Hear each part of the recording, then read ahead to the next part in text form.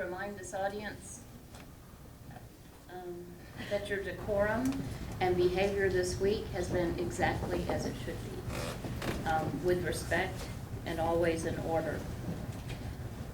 Please remember to continue that same behavior out of respect to the system, to the state, to the defense, to this court, to all that justice requires, no matter what the ruling of this court is.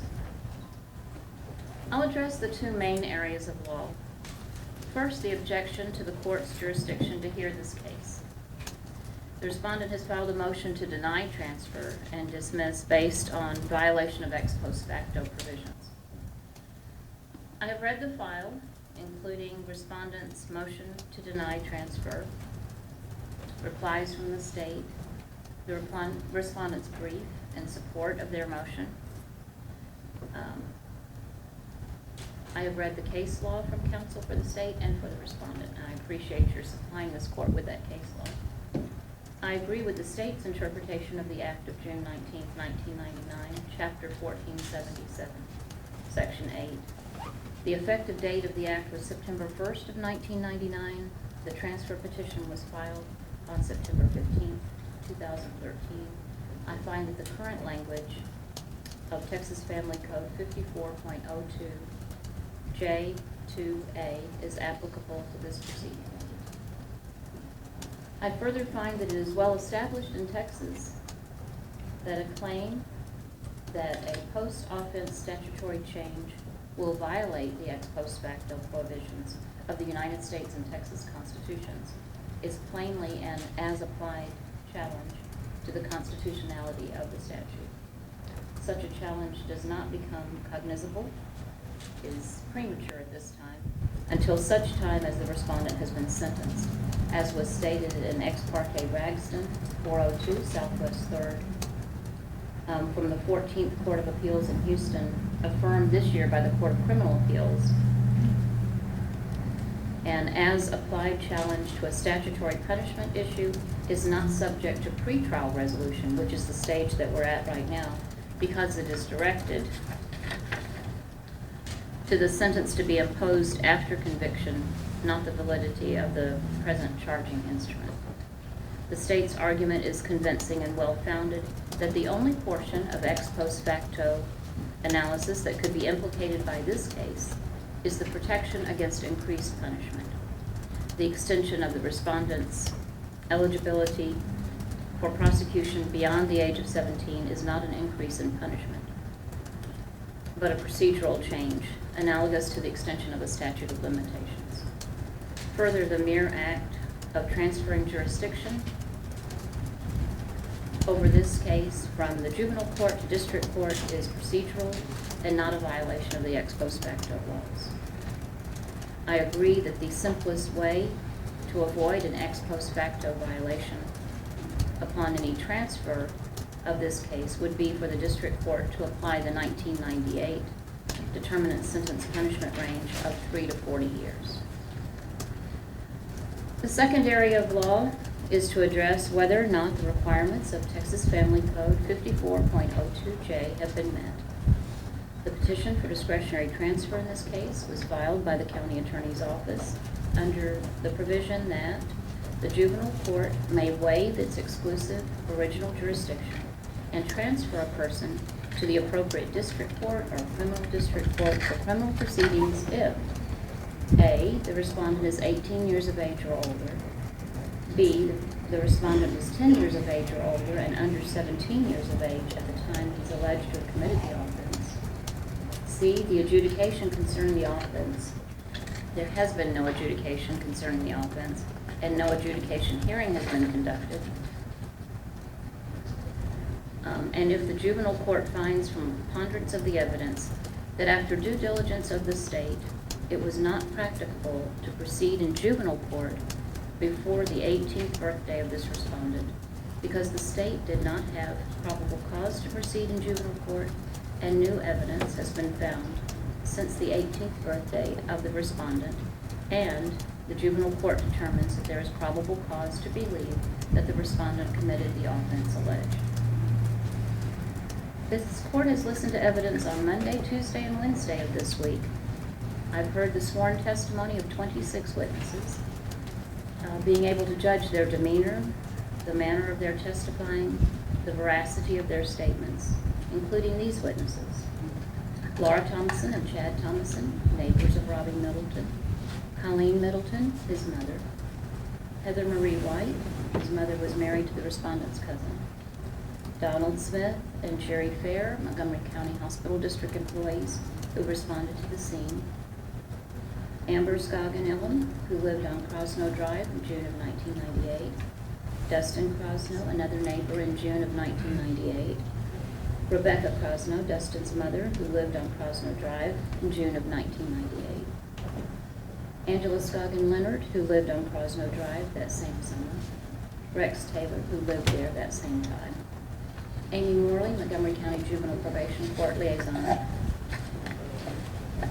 Becky Heath, Mental Health Resource Center counselor, who was a contract therapist with the Montgomery County Juvenile Detention Center, Juvenile Probation in 1998. Mary Beth McNeil, who was in Montgomery County Juvenile Detention with the respondent in 1998. Heather Middleton Richards, the sister of Robbie. John Horn, a neighbor. Sandra Holloman, grew up with the respondent and his family. Renee Nugent, her parents were friends with the respondent's family. Robert Miller, a victim of the respondent's sexual assaults, of which the respondent was adjudicated. Mary Kirkland, grandmother of Robert Miller. Robert Sanchez, who was in Montgomery County Juvenile with the respondent in 1998. Attorney Bill Patello, board certified in juvenile law, who was the prosecutor in 1998. Dr. David Herndon, Chief of Staff and Director of Research at Shriners Hospital for Children, Galveston, who cared for and treated Robbie. Dr. Robert McCauley, Chief of Plastic and Reconstructive Surgery at Shriners Hospital for Children, Galveston, and Medical Director of Shriners Burn Hospital for Children, Tissue Bank, who cared for and treated Robbie Middleton. Anabeltro Padilla, who was a best friend of Robbie Middleton. Detective Tom Duroy, the cold case detective assigned to the Don Collins case in 2011. I've reviewed State's Exhibits numbers 1 through 23 and defense numbers 1 and 2. I've heard opening statements, closing arguments from both counsel. Although the term due diligence is not defined in case law or in statute, we do know that in general a party cannot simply rest or sit on their rights and duties. In the matter of NMP, which is 969 Southwest 2nd 95, a 1998 opinion out of the Court of Appeals in Amarillo. From the same Texas case, we also learned that, quote, there is no requirement that the state do everything perceivable and conceivable to avoid delay in order to establish due diligence. Rather, the burden imposed by due diligence is that the state must attempt to move ahead or be able to reasonably explain delays. The credible evidence shows that the detectives, arson investigator, crime scene investigator, interviewed, searched, and canvassed. They need not have done everything perceivable and conceivable. Detective Tom Duroy described that detectives were on the scene by June 29, within 24 hours after the 911 call. He outlined the numerous interviews, repeat interviews, the searching by water, by air, testing done on what materials they had. Attorney Bill Patillo, board certified in juvenile law, gave a full rendition of what he was facing as the prosecutor 15 to 16 years ago with this case. He described the witnesses, the weaknesses of this horrible case that he could not prosecute, lack of probable cause, lack of sufficient evidence for a grand jury. The evidence shows that there were many reasons for the delays in moving forward. The victim is usually the best source of information. Robbie Middleton was barely 8 years old. It was his birthday. The age of this victim alone would explain why information was not forthcoming earlier. But this 8-year-old young boy was severely burned over every part of his body except the bottom of one foot. He could not breathe on his own. He could not see. He could not move his limbs.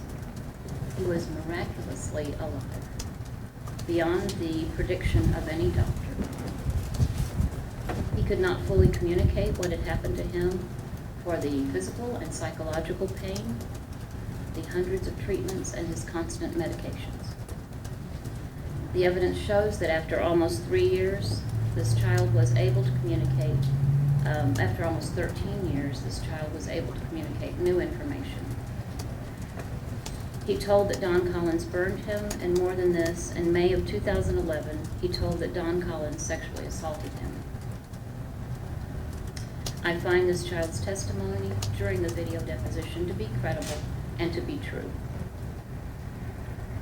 Once the new evidence about the respondent sexually assaulting Robbie Middleton was learned, the detectives were able to research and find other victims of the respondent's assaults: Christopher Ellis, Robert Miller, the Liberty County records. Law enforcement and prosecutors have difficulties in cases every day that involve mature adults with years of life experiences. The evidence in this hearing showed that a great part of the new or more detailed information has come from young adults who were only 7, 8, 9, 10, maybe 13 years old during the summer of 1998. They have come to this courtroom plucked from a summer of innocence of 16 years ago, with swimming holes, babysitting jobs, bike riding, knocking on doors to see if someone could come out and play, tents on the front porch, fishing in the river, running through the woods because they weren't allowed to be on the big road, taking the trail to a best friend's house. And they have been slammed into this courtroom to raise their right hands, take oaths, sit alone on the witness stand, and answer question after question from trained lawyers about the most serious of crimes, stirring up the worst memories. The things, as they said, they will never forget. With a judge and spectators watching and listening to every word. It is understandable to this court that, as youngsters, they lack the maturity, the sophistication to know what would qualify as evidence, how to report their information to the authorities, and the courage to say things at their very young ages, having seen what has happened to their neighbor and friend. Other witnesses knew the respondent from juvenile detention. Robert Sanchez just happened to be stopping by juvenile to say hello and see what's going on there and who's working there, and gave new information about the respondent. New names and identities of others who might have information were uncovered, and new facts were learned. For those who gave statements earlier, it is understandable to this court that their live testimony as young adults in this courtroom this week is more specific and detailed than any written statements of children 16 years ago. I observed their demeanor, and I have found their testimony to be credible and true. Finally, credible expert medical testimony and evidence found the cause of the cancer of Robbie Middleton to be the horrific burns that he suffered that summer in June of 1998. From all of the evidence before this court, the testimony of witnesses, the argument of counsel, I do find that this respondent, Don Wilburn Collins, is 18 years of age or older, having been born on April 4th of 1985. I find that the respondent was 10 years of age or older and under 17 years of age at the time of the commission of this offense. I find that no adjudication concerning the offense has been had and that no adjudication hearing has been conducted. I find from a preponderance of the evidence that after due diligence of the state, it was not practicable to proceed in juvenile court before the 18th birthday of this respondent, which would have been April 4th of 2003. Because the state did not have probable cause to proceed in juvenile court, and new evidence has been found since the 18th birthday of this respondent. I have further determined that there is probable cause to believe that the respondent committed the offense alleged. It is the order of this court that its exclusive original jurisdiction of a juvenile court be waived, and that this respondent be transferred to the appropriate district court or criminal district court for criminal proceedings. I will prepare a finding this court in writing as quickly as possible. Any questions from the state? Your Honor, the state would just mention that we do have a proposed order we can present to the court. We also have an order of commitment now that the transfer is being conducted. Okay, I'll look at those then. Anything from defense, Mr. Bond? Nothing, Your Honor. Thank you for the court's consideration. All right. Mr. Bond, you want to come look at this order that he's presenting?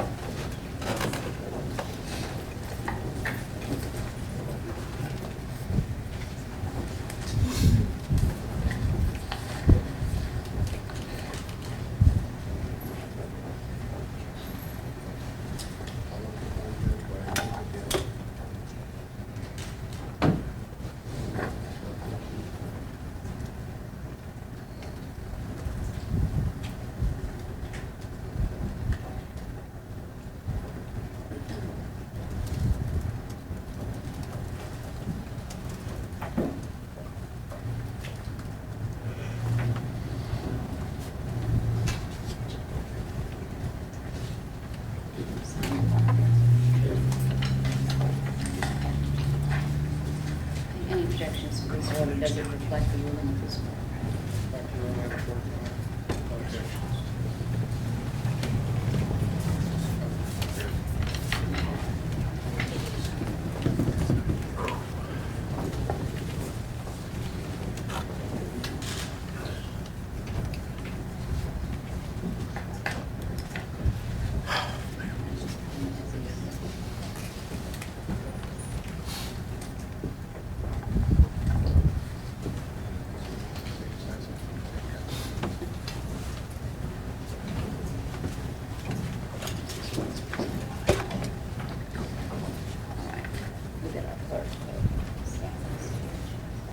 Okay, anything further, Mr. Bond? No, Your Honor, I think that we have had a previous discussion regarding this order jurisdiction of this case.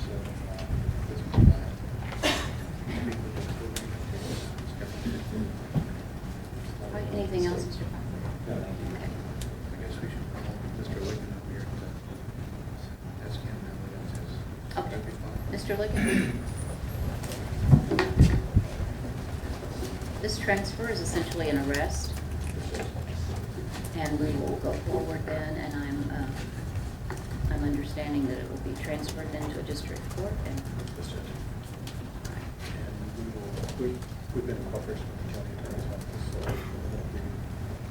we'll be on 31 and grade. And I support that talk with Susan, we can have a discussion today.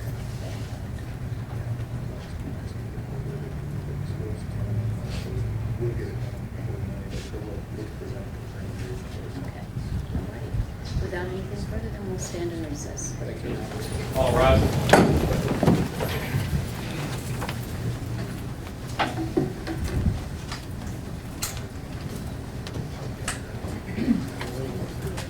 Everybody be seated.